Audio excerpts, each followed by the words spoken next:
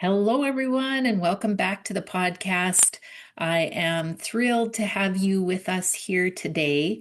And my guest is Lyubim Kogan, and he is a five-time first-generation immigrant, Winter Olympian, 9/11 survivor, and the founder of the Wings for Heroes org, a mission helping amputee veterans reclaim dignity, purpose, and joy through paragliding and adventure. His journey spans Wall Street, trading desks, kitchen tables across Main Street America, crisis leadership in war zones, and humanitarian missions across continents. He's a national best-selling co-author with Steve Forbes and has shared the stage at the United Nations with Brian Tracy. And today he is here to talk about what it means to keep a promise, especially when there's no script, no paycheck, and no clear path forward. So thank you for taking the time to do this today. Thank you for having me on, Angela. Yeah, so happy to have you here. So I'm curious from the bio, I have to know, what promise did you make? If we are talking about Wings for Heroes, I think it's the promise that we all made. And I made the promise that I'm going to keep the promise that we all made. And what I mean by that is that we have a societal contract with men and women who defend us from evil. And the contract goes like this: you guys and girls, you go take care of me and us as a society. And if anything happens to you, we will take care of you.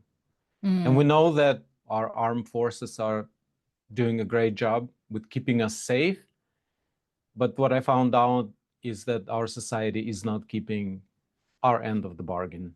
In other words, when they are done servicing, and especially when they had injuries or disabilities or loss of body parts, then their life becomes very isolated for the most part, and they feel forgotten. And I grew up in the 70s and 80s. And when I was 5 years old, the Afghanistan war started. I was born in the former Soviet Union. So from five until high school, on the background of my childhood was backstage was the war that was ongoing all the time. And the draft was mandatory when I was growing up, and I knew that there was a good chance that I may get drafted and sent to another country to kill people. That's mm, how it was with that war. And I grew up in a family that didn't subscribe to violence like that. And when I was 17, that's when we left. At that time, Soviet Union fell apart just a year before, and I went to the United States. Now, 30 plus years later, I'm finding out that the same thing is going on, that the 5-year-olds, they're living surrounded in very tough conditions in Ukraine. The war is ongoing, and it's been escalating every day. And what I'm trying to do is just to take care of people who done fighting. All the veterans, when the war is over, they are, we don't have flags. I really find inspiration in the Red Cross, the way it was originally set up. And if you look at the Red Cross, it's the only organization that can go into conflict zones and do an amazing job that is really valuable for family members that are staying behind. mm. And I say that my work begins when thank you for your service ends. That's where I start. Wow. And that's so important because not only are they probably dealing with physical things that have happened because of the service that they've given, but also the emotional toll that would take on a person, and just knowing that someone is looking out for them has got to be huge.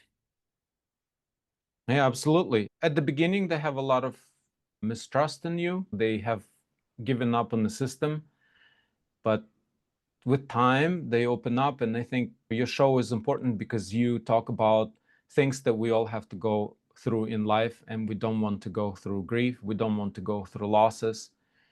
It's not something it's the part of life that a lot of people don't want to accept. And I think what I learned by working with amputees and deaf veterans is that there are different levels of losses. Hmm. There's a loss when you live a normal life. We live in the United States, we have a normal life, and then somebody passes away, either timely or untimely death. And that's one of the things. But there is another part of loss and grief that people experience when they have an ideal, they have a view on life, and then they step up and they do a very difficult thing. They put themselves in danger, and then they experience loss. And the ones who are lucky, they lose a limb or hearing or whatever it may be. And the ones who are not so lucky, they don't come back home. And the veterans who, somebody may be an amputee and they have seen a lot of, they've lost a lot of friends. And I think that one thing that I learned from the amputees is how fast they move on. Like at first, you may find somebody, and we all go through the same process. The process is the same, the denial, then you go through anger and then acceptance. But I think they go through that process a lot faster because they don't have another choice. And when you look at how systems are overwhelmed with veterans who are disabled veterans, they are really clear. And when we meet, when they get a chance to come out and be a part of our program, is that this could be the only chance that they have. And then it's a completely different story. So you asked me how your listeners may deal with grief and loss. And I'd say that everybody goes through this process differently. And I'm sure you see a lot of that in your work. Mhm. And I think the best way to get out of it is to find people who are less fortunate and help them. I think I don't want to say the easiest way, because there is no easy way of dealing with loss, and it's not easy going through grief. But once you shift your attention from why did it happen to me, to there are a lot of people who are in the same situation and they are worse off, and I'm going to go and I'm going to give my most valuable asset, which is my time. I'm going to give to those who are less fortunate. I believe that this is a way out. This is a way out of pain and that darkness, because all your energy then shifts from, what I don't have, to how can I help somebody else? Yeah. I found that over and over as I interview people who have transformed themselves through grief, it's often through some sort of service to community that they seem to find their feet again and they're able to start taking steps forward. Because you're right, there is a perspective change when you start to look towards what you can do rather than what you don't have or what you lost. And so it's a process Mhm. for sure, and it's not an easy one, it's a challenging one. And yet, what you're saying, I wholeheartedly agree that that is a way through for sure. Yeah. Mhm. Yeah. So when you do this work with your community, the Wings for Heroes, tell me a little bit more about it. What exactly do you offer?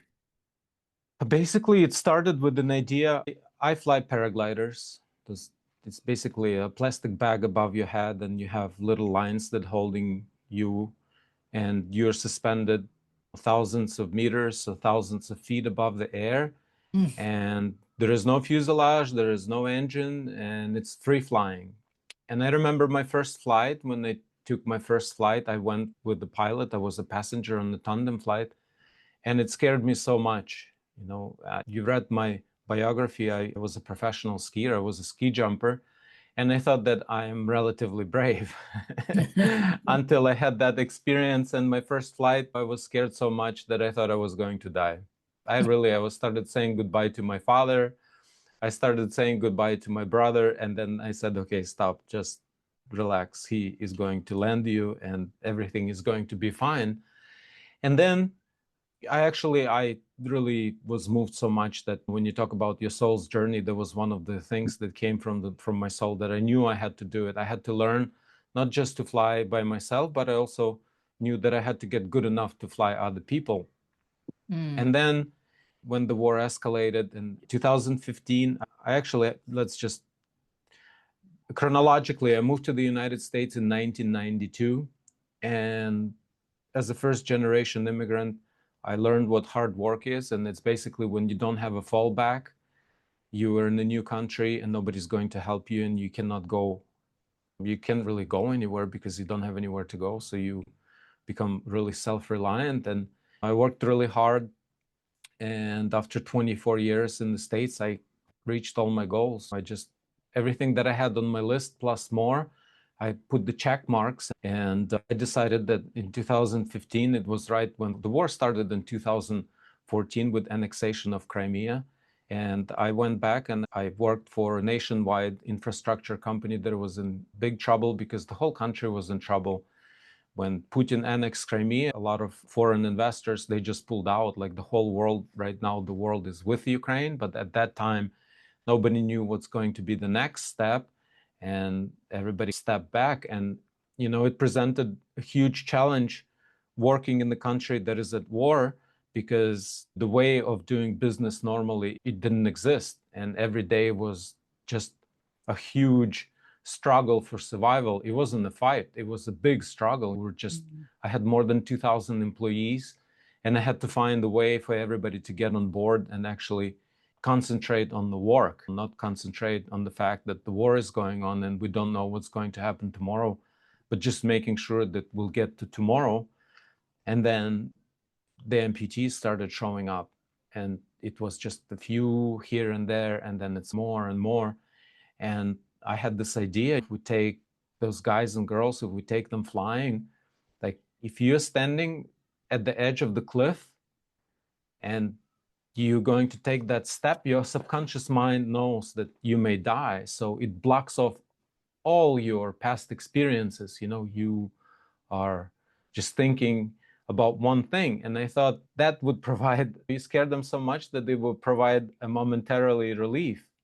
And since we're talking about loss, just to share with you, and I think with your listeners, it's important that sometimes we're going to get opportunities, but they're not going to come on our time schedule.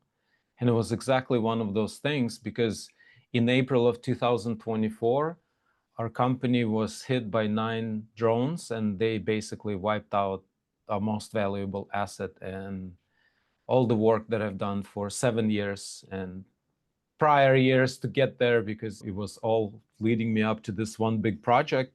And that asset was destroyed overnight. We had 1.3 million liters of diesel that burned up overnight, which is, in gallons, it's probably 400,000 gallons. It was a huge amount of fuel. And because it's an act of war, that stuff is not covered by any insurances. So I knew that I'm going to have to start over. And at the same time, I was working on Wings for Heroes. It was almost a year at that time. And in April, I got a call from a governor in Ukraine, from a region, and he said, I know what you're trying to do. I will find you an amputee that you can fly. And it came like within the week after losing the business. And I knew that if I say no right now and I wait until they rebuild and start the business or whatever, it could be too late. So it was a total leap of faith, and I went forward with it. And we fast forward more than 1 year. So it was just bring veterans here, put them in an environment where they can feel loved and they can relax, just be in a quiet environment. Because I run the program in Turkey. We have the beach, we have the mountains, we have really awesome volunteers. And then we found out that they have needs. So I found out that they have needs because I run the program. I'm the only full-time employee, and I'm the person who keeps everything together. And we found out that one of our guys, our first one who flew, he needs urgent physical therapy to save his only leg. And he needed a month of intense physical therapy. So we had the physical therapy. Now I have Olympic swimming coach and a cycling coach, and I have acupuncture. And we just added the psychologist a few months ago. Instead of going after bringing a lot of people and posting pictures on the internet, I just decided I'm going to go and see what they really need. I just thought I will take one guy and I follow him all the way. And it was a really fortunate that we got a really good guy, but unfortunate was that his first amputation was not done correctly. So he had to do another one.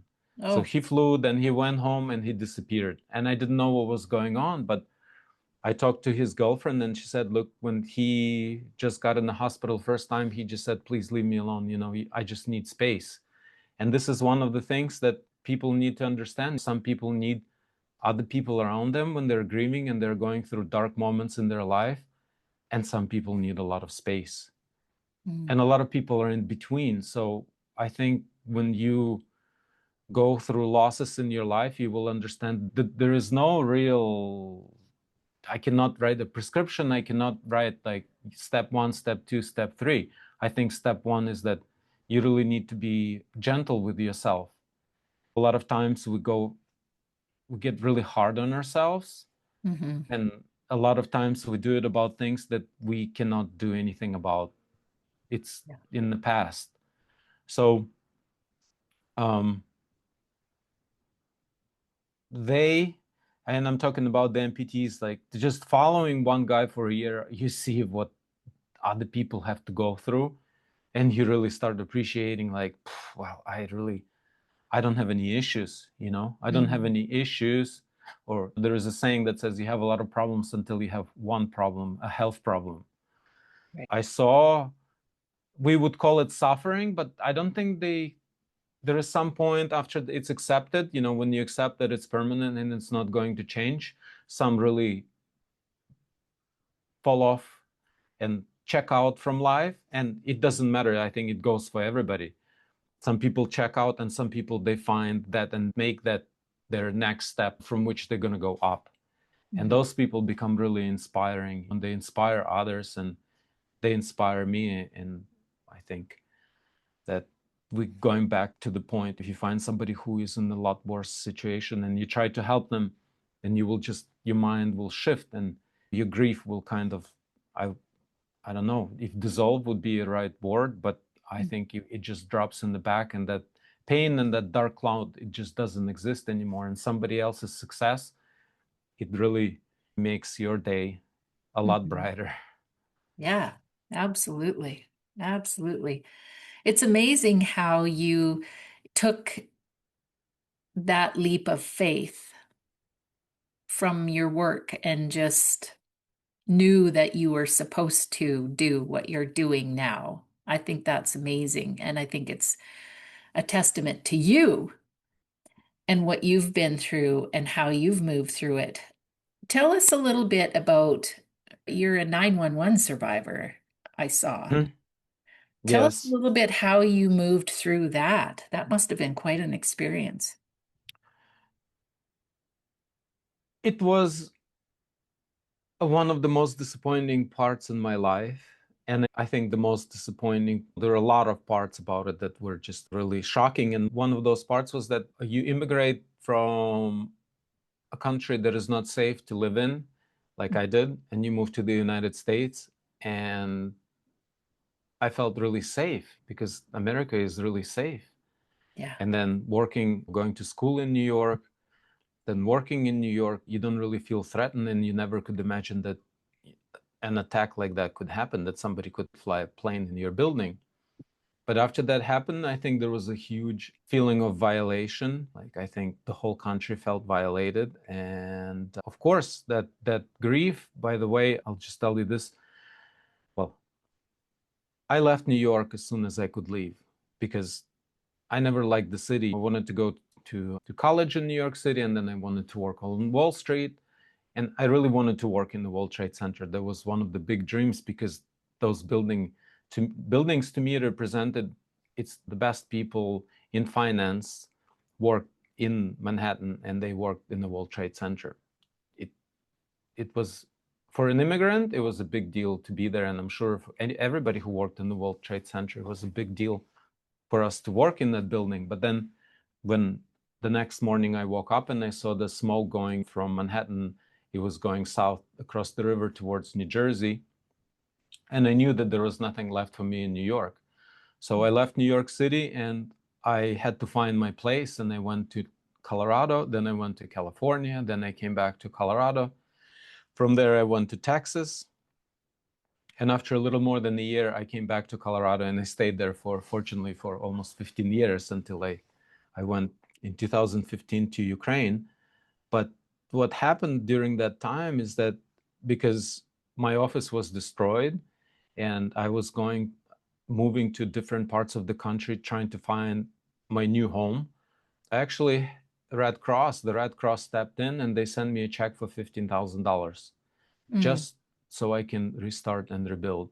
And 15 years later, I found inspiration because beginning of this year, I went around the world to see how different societies keep promises to people who protect us. And it was the first time when they made it back to the World Trade Center. I was in New Jersey. I was going to Midtown Manhattan, but I missed my stop and I ended up in the World Trade Center. And that's the first time when I went to see the site after 9/11, and like the PTSD and grief, there is no time. Like as soon as I walked out and I saw a big hole, I realized that I have a big hole that will never be filled. I cannot fill it with anything. And I think I'm fortunate that I'm doing the work that I'm doing because I can redirect that. I can take that grief and that pain. It kind of went away. I don't feel it. I don't think about it.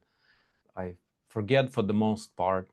And then something happens, like in that case, it was going to the site, it brings it back. So I think it's important for all of us to know that even though we are doing better, we have to be ready that it could come back at any time. mm, And it could come back. We don't know how strong it could come back because I'm thinking it's almost quarter of a century. It seems like a long time, but it doesn't change, like you see a mm. fire truck, you see a police car, and you remember what they sacrificed. I remember what they sacrificed. I will always remember how brave they were. It's one image that will stay with me forever, is when everybody's running away and you have just a few people, a small group of people running towards the danger because their job is to save people. And since you asked about promises, just nobody really talks about what happened to 9/11 responders. A lot of them are dying of cancers right now, and there are not many people. There's John Peel. He's the only person who I know of who is going and really trying to keep that promise, because the government forgets about it and the programs get cut. They're cutting programs that are supposed to take care of people who took care of everybody in Manhattan, in New York City. So that puts things in perspective. Yeah. But again, since we're talking about grief, I think it's important to know that I don't know if it's ever possible to, you could probably be a better person to say that, but I found out that it came back and time, it was like yesterday. There is no gap in time. And that really shocked me. And I think it was my lesson in understanding people with PTSD, Hmm. because PTSD, we all have PTSD. I think our psyche and our mind is really fragile, and we're raised to be tough and just to deal with it. And I think a lot of times people just don't give themselves that space and that kindness that we first of all have to give to ourselves. And also understanding that your experience made you who you are, and that's why it stays with you for as long as you're here. Hmm. I just love what you just said about the whole idea of the experience making you who you are, and your whole perspective on all of it is so encompassing because it's that compassion, it's that kindness when things are going badly, there's trauma. And so having that compassion and that kindness in that moment. And then again, when we talk about PTSD, offering that again, because it's not, like you say, doesn't necessarily go away. It takes time to heal from those things. And grief has a way of bringing up those circumstances and those emotions exactly when we need that level of healing. That's what I truly believe. And so your approach is so wonderful in that you're looking at it in a compassionate way, not in a way that, well, that's lost and gone forever. It's more like compassion for myself and compassion for others. And what can I do to help? And that is just a beautiful perspective. And I think you're an amazing role model for so many people when you talk about that. You've been through Thank you. so much, and yet your outlook is um, so realistic and positive at the same time. I think What's the alternative, Angela? I remember the first, that morning after we got hit with the drones, I'm getting the videos and it's Mm, clear that everything is gone. It's just leveled. And it was tough because I took a huge risk. I put my life at risk and I went to a country that was at war. And it was right after, in 2003, American Express Financial Advisors in Denver hired me. And we had a sales guy of Brian Tracy come in and do a presentation to sell the tickets. And that man was so, wow, he was so impressive that he showed me how inadequate I was and mm, that I needed to learn a lot. And then I spent more than 10 years. I bought all Brian Tracy's courses. When I could, I would go to his trainings, and I really worked on myself trying to learn public speaking because I didn't have that skill. And then in 2015, I got invited to present at the United Nations headquarters in Manhattan, and he was the keynote speaker. So it was a really big deal. And mhm, it was of hard work, many years of sacrificing things to get there. And I speak on that stage, and I remember walking out. I was like, I was still 39, and I got everything done. And I imagined like I'm standing, and it's like this. My life is like it's just like the street, and there are no cars on it, and all the lights are green, and I can pick any car. I can pick like a fast car and go from point A to point B as fast as I wanted to. And now it's my time to monetize. And all the nights and no weekends, no vacations, all that stuff is like I'm going to get paid now. So my investments are going to mm, pay off right now, and then I end up in Ukraine. And years go by and I know what I'm working for. I At some point the situation in the company, it's like we had more than 90 gas stations and we had two big oil terminals and more than 2,000 employees. But the thing is that we can't get product, and it just the operation of the cash flow is just leaving and leaving. And it was basically it was either I would save it or I would fail. And if I would save it, my payday will come, and it will come years later, but it would be the last project that I wouldn't have to work anymore. So first I had the situation before 40, and now I get close to 50, and then I'm like, wow, okay. And those first few days or weeks, however long it was, like you're going through grief, like you lost something. It mhm. was an out of body experience. I'm just like a walking zombie until I got the phone call. And I got the phone call, and I'm thinking, wow, they're really going to give me a hero, and somebody's going to trust me, a live person that is Yeah, missing a limb, and we're going to go paragliding. So saying, okay, I can hit pause button now or I move forward. And then I decided that I really have to do it right now. I yeah, didn't know it would take me so long to learn with the number one of what it takes to go through more than a year of rehab and all the experiences. But the beginning, I think it's like for everybody. Everybody asked me, Lyubim, how do you get to such big goals? How do you accomplish them? I think I'm really fast in making a decision. When we have two compasses, it's the easiest way to explain it. I have one in my head that is telling me all the time, you should go there, you should do this, you should be like that. And then there is another one, which is the internal. And I hope you had that feeling when you see something and you have that, I really have to do this. You have the drawing and it's something inside of you wants to come out. yeah. So I paid attention to these connections or whatever, that when it's that voice starts speaking in the form of a feeling, for me, it wants to spill out. That's how I feel it. It's like something wants to come out. I am going to spend my time and I really would give attention to what it is that wants to come out. And I Mhm. found out through my life that when I go and do things that I think I should do, like it would be a lot of work and it would be a lot of pushing and working hard. And then I would get it and I would be like, okay, I just Yeah. spent 2, 3 years working towards something and I got it. That would be a car or whatever. Just you pick an example. But then when I have these moments when I feel something that is coming out from inside and I start working on that, Then I find out sometimes it takes me 5 years, sometimes it takes me 10 years to get there. But when I get there, the level of satisfaction is, it's not, you cannot measure it. There is no dollar amount, there is no physical thing, it's all inside. And it's like, that's, I fulfilled a part of my soul's journey because it came out of nowhere, it came from inside, and I just followed that hunch, that feeling, and I blocked everybody off, which I'm really good at. That's one of the things that you need to be able to do, is block everybody off. That Hmm. includes your closest family members, because they're worried about you, they're concerned, and they're going to tell you why you're doing this thing. You've done enough, just stop, just go have comfortable life, relax. You're not a kid anymore. But I think that's a normal part in life. Those people, they're balancing us.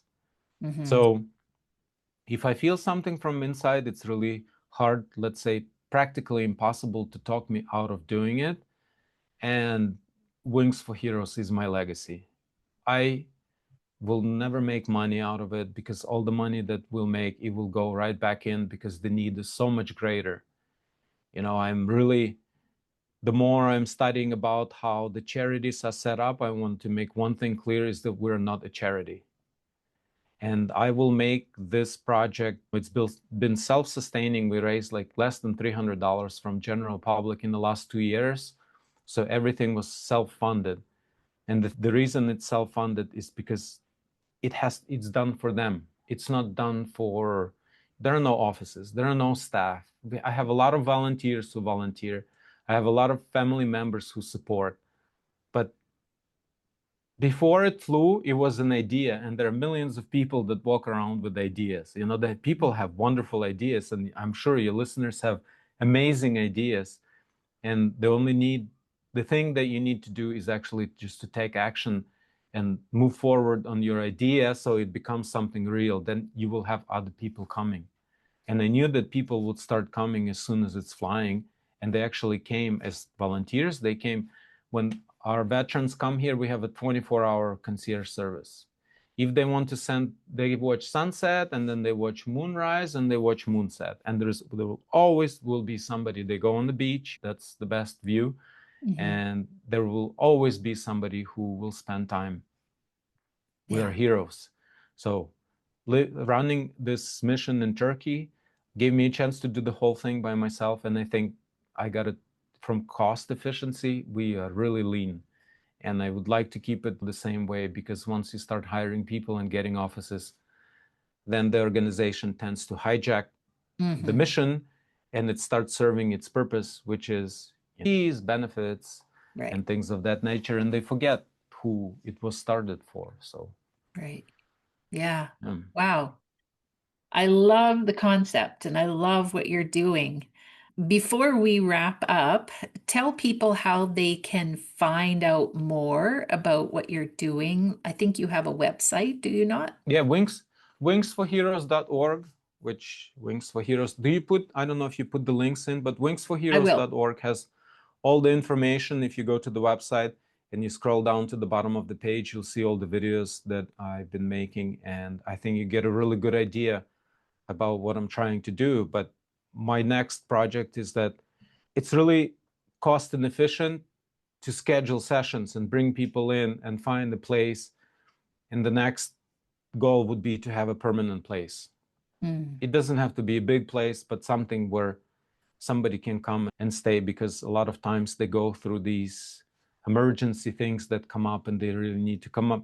They need to be in an environment where somebody can take care of them. And I created that environment. So I know I have track record and success of taking somebody who is suicidal. And now our guy is our number one guy. He's a captain. His goal was to play soccer. He really wanted to play soccer, and the war started. He just turned 21 12 days ago, and he didn't draft this at 25, but he volunteered.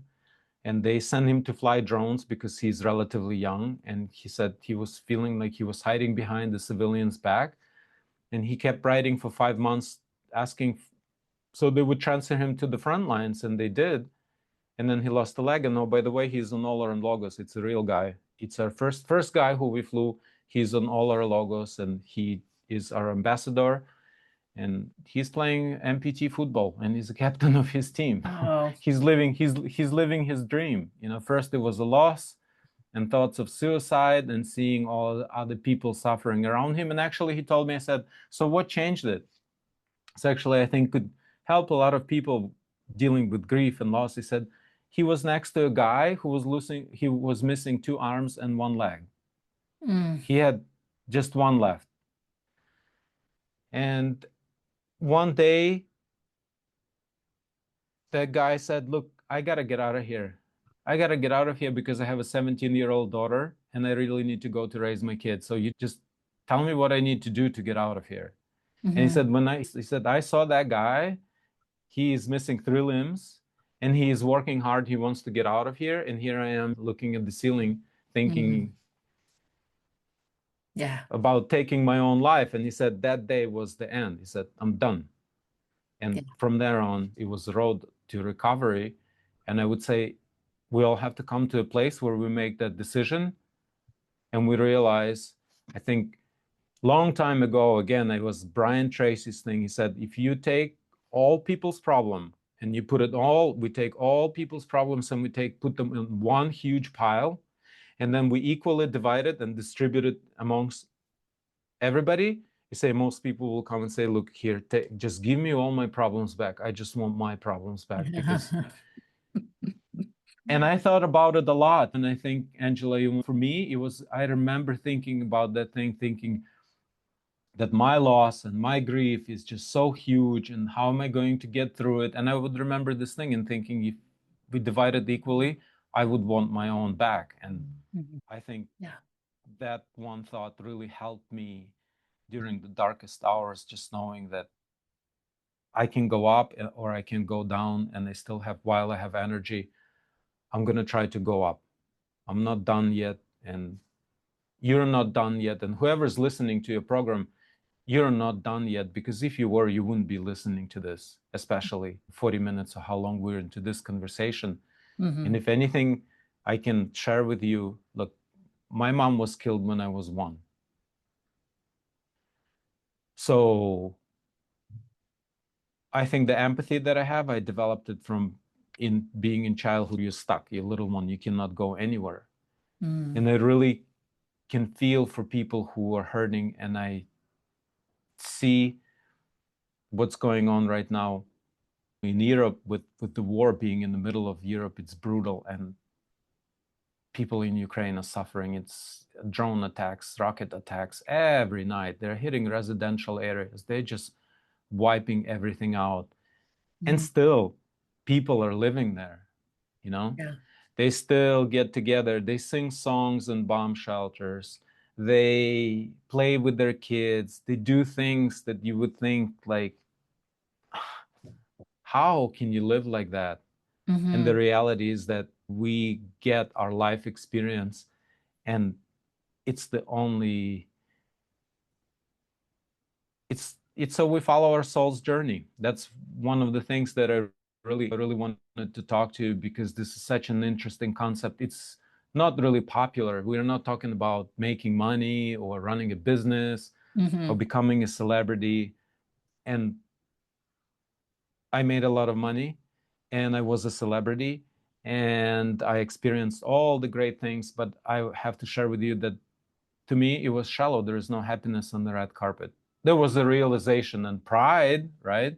Yeah. But I don't think pride is the feeling that some people make their life of being proud and accomplished and whatever they carry, that comma 0.00000 as their like biggest accomplishment.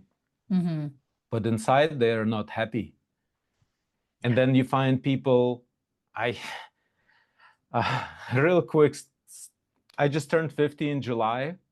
And my dad calls me and he says, Lyubim, what's in the name of the guy who started the Red Cross? I say, his name is Henry Dunant, Dad. He says, oh, okay, great. He says, so what happened to Henry Dunant? I say, well, Henry Dunant started the Red Cross. It became really popular, and then he was pushed out. Henry Dunant, the founder of Red Cross, he was pushed out of organization by lawyers and all the business people, and he disappeared for more than 20 years. Nobody knew where he went. until later in his life, they found him in Zurich working in the hospice. And the man he was so poor that he lived in a home that was given to him by the hospice. So the Mm. guy who started the Red Cross, he didn't have his own home. And my dad says, okay, Lyubim, do you want to end up like that guy? He said, you're 50 years old, do you want to end up like that guy? And I said, yeah, I didn't say anything, but I don't want to end up like that guy, but that guy changed the world, okay? Yeah. And if I can even be in that league, that's something that to me, it means a lot. How amazing. You have shared so much wisdom in this interview. It's been absolutely amazing. We're going to have to wrap up, but before we go, do you have any last words you want to say before we leave? I have a lot to say, but the way I talk to myself about grief and loss, I don't think it would not be kind and compassionate if I talk like this to other people. But I would say that it's just a fact of, I don't want to say fortunate, unfortunate. It's a fact of life that we all have to go through grief and loss, and everybody who we know will die at some point in time. Mhm. Me, anyone who is around us. It's a natural thing, and I think we never know when it's going to happen. Mhm. And one of the things that made a really big difference for me, I think Steve Jobs not only created the most valuable company and the brand that people who use Apple products love, but he left us a lot of wisdom. And one of the things he was clearly aware of is his time. And he said that every morning I wake up and I look in the mirror and I ask, do I love what I'm doing? If the answer is no 2 times or 3 times, then I consider doing something else. Yeah. So our time here is very limited. Even if you live to 100 years old, it goes by really fast. And I think that if you find yourself that grief is too much and you cannot handle it, you really got to go, even soup kitchen, even little things. Try to find people who are less fortunate and give them your most valuable asset, your time. And that will be a huge reset. It's just by taking action and doing something that shifts your energy, shifts your attention, and you will get that satisfaction that I hope will bring you back from the darkness and give you some hope, because I am thinking about the fact that there are more than 100,000 amputees in this war, just in Ukraine alone. And we have Mhm. some American soldiers who fought there. And that goal is huge. I want to take care of 50,000 when I started, 50,000 people. And just thinking about it, I feel a lot of grief sometimes that I'm counting numbers on my fingers. But then, it's all you can do is all you can do, and all you can do is enough. So just do your Beautiful. best and just do a little bit, do Yeah. just a little bit to help you. I love that. All you can do is all you can do, and all you can do is enough. I love that. Thank you again so much. I didn't come up with it again. I just know a lot of little things that you asked me, but that's what I think.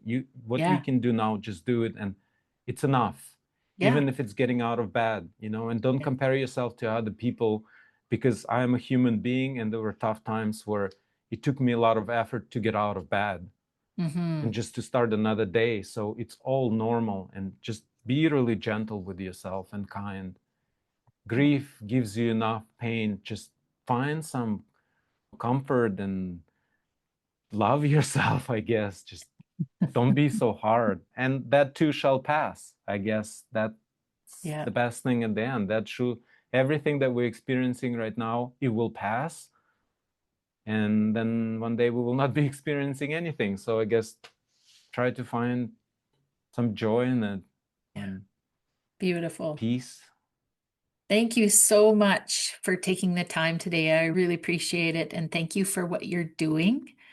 And Thank you for inviting me. Thank you so much. I yeah, it think your was topic my pleasure to your have you topic is here. super important for people to connect with their soul's journey, because at the end of the day, we cannot take anything. All the material possessions, they will stay here, but some people believe that the soul's journey goes on Mhm. forever, and I think I I subscribe to that more than thinking that the final lights turn off and that's it, like nothing Yeah, happened. me too. Absolutely. Thank you so much again. And thanks everyone for listening. And bye for now.